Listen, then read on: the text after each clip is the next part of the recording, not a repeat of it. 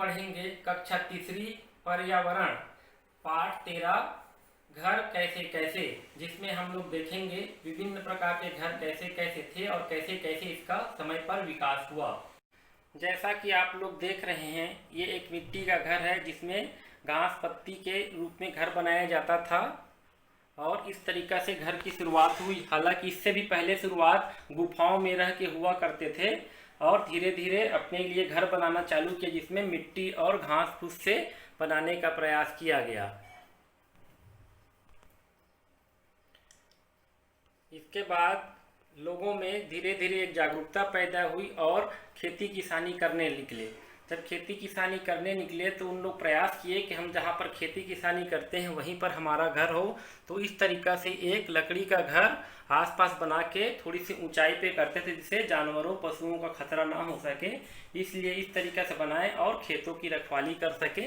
इस तरीक़ा से घर बनाया गया जिसमें रहते थे और अपने आप को सुरक्षित महसूस करते थे और खेती बाड़ी भी अच्छे से कर लिया करते थे।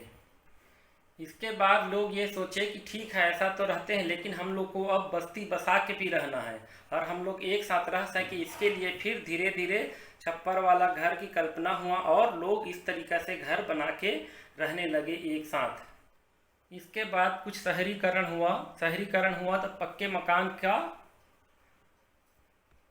विचार मन पे आया और पक्के मकान बनने लगे और इस तरीक़ा से पक्के मकान बनना चालू हुआ और धीरे धीरे शहर विकसित होते गया।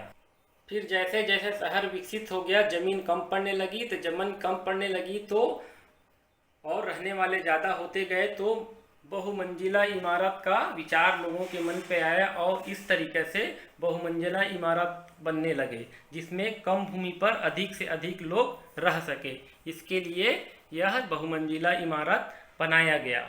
इस तरीक़ा से हम लोगों ने अभी देखा कि कैसे हमारा रहन सहन के अनुसार हमारा घर भी बदलता गया और जैसे जैसे हमारा आधुनिकता की ओर बढ़ते गए और हमारा घर का प्रकार बदलता गया। ये मिट्टी घास पत्तों का घर, ये लकड़ी का घर, छप्पर वाला घर, पक्के मकान और ये बहुमंजिला इमारत।